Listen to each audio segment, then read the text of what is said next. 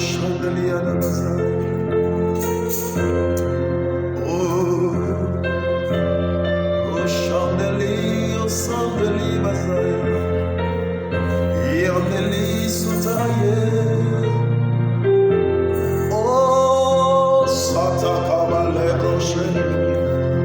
Andeli Sutaye. Ibarando Shabalale. Ibarando Shabalale. Kabalando Satayala Mande Satayala Shikabolonda la Baye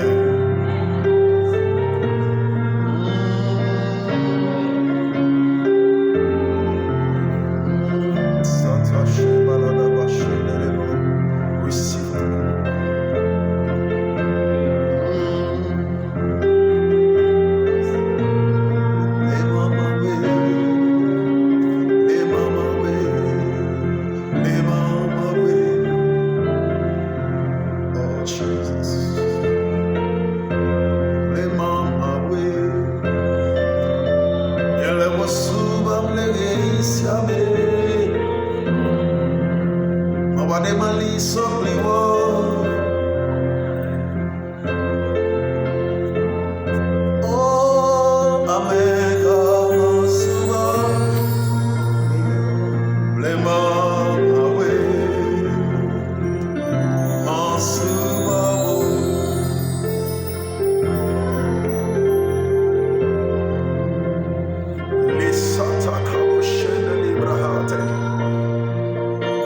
Nous avons décidé de t'adorer car tu es le véritable, le vrai Dieu.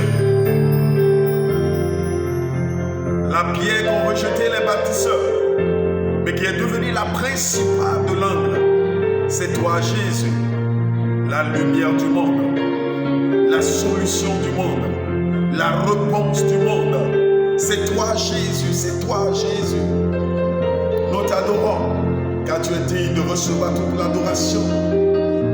Tu es digne de recevoir l'honneur. Tu es digne, Jésus, tu es digne. Le monde a besoin de toi. Tu es la solution dont le monde a besoin. Tu es la solution dont le monde a besoin. Tu es la solution dont le monde a besoin. Jésus, tu es la solution dont le monde a besoin. Nous t'élévons.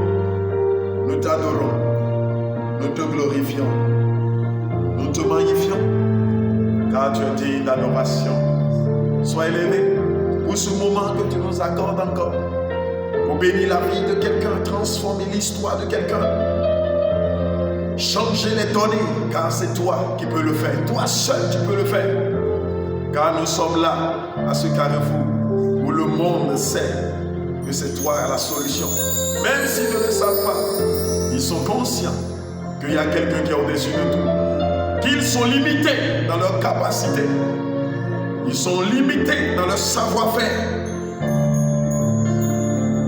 L'homme a su qu'il est limité, qu'il est faible, impuissant face à cette situation.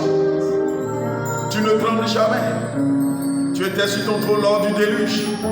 Et tu es là encore. Pendant que le monde tremble, tu es là à ta place, en train de régner. Reçois ta gloire, Seigneur. Reçois ce qui t'est dû. Dans le nom de Jésus. Amen. Alléluia. Shalom, shalom, bien-aimés. Vous que nous suivez de près et de loin. Que le Seigneur vous bénisse. Et qu'il vous garde au nom de Jésus. Nous venons pour communiquer avec vous un message. Quel que soit là où vous êtes, prenez juste un peu de votre temps et suivez-nous, car le Seigneur va vous faire du bien. Alléluia. Nous allons tout droit dans la parole de Dieu, dans le livre de Matthieu, chapitre 25. Déjà à partir du verset 13, il est question de quoi? Il dit, vous êtes le sel de la terre. Mais si le sel perd sa saveur, avec quoi la le rendra-t-on? Il ne sert plus à rien qu'à d'être jeté dehors et foulé aux pieds par les hommes. Le verset 14, il dit, vous êtes la lumière du monde. Une ville située sur une montagne ne peut être cachée. Et on n'allume pas une lampe pour la mettre sous le boisseau, mais on la met sur le chandelier. Et elle éclaire tous ceux qui sont dans la maison. Que votre lumière luise ainsi devant les hommes, afin qu'ils voient vos bonnes œuvres et qu'ils glorifient votre Père qui est dans les cieux. Alléluia. Bien-aimés, je suis là pour parler à l'église de Jésus-Christ. L'église de Jésus-Christ qui est la lumière du monde. Alléluia. Jésus-Christ, son église, qui est la lumière du monde. Actuellement, le monde entier est dans l'obscurité, en train de gémir dans les ténèbres. Et ils ont besoin de voir la lumière, parce qu'ils ne connaissent pas cette lumière. Cette lumière révélée à l'humanité il y a de cela plus de 2000 ans. Cette lumière qui apparaît dans le monde pour apporter une nouvelle vie. Cette lumière qui est venue, que Dieu a envoyée, mais que le monde n'a pas voulu accepter, que le monde n'a pas voulu accueillir. Ils ont accepté leur intelligence et leur savoir-faire. Bien-aimés, vous qui me suivez en de pareils moments, le Seigneur a fait de son église la lumière du monde. Il dit, vous êtes la lumière du monde. Une ville située sur une montagne ne peut être cachée. Non, l'église ne pourra pas être cachée. Non, les enfants de Dieu ne doivent pas être cachés. Oui, ils ont pris des mesures pour contrer ce virus, pour barrer le chemin à ce virus. Mais la vérité, ce virus continue de détruire, de ravager sur son terrain. Mais la vérité, il ne s'agit pas de ces mesures, il s'agit plutôt de Christ.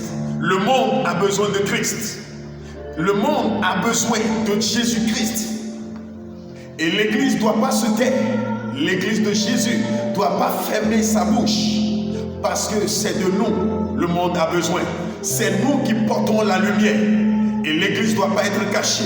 Il dit ici qu'une lumière ne reste pas cachée. On ne met pas la lumière sous le boisseau, mais on le met sur la table. Nous sommes une ville bâtie au sommet d'une montagne. Une ville bâtie au sommet d'une montagne ne peut rester cachée. Église, vous ne devez pas vous cacher. Enfants de Dieu, ce n'est pas le moment de se cacher, mais c'est le moment de sortir et de révéler celui que vous êtes, la lumière du monde. À l'heure présente, l'Antichrist ne peut pas travailler. À l'heure présente, le diable ne peut pas terminer avec l'humanité, car la lumière est encore là. L'église de Jésus-Christ est encore là. Et aussi longtemps que l'église n'est pas enlevée, aussi longtemps que l'épouse n'est pas partie, aussi longtemps que Jésus-Christ n'est pas venu chercher son église, le diable est menteur. Il est menteur.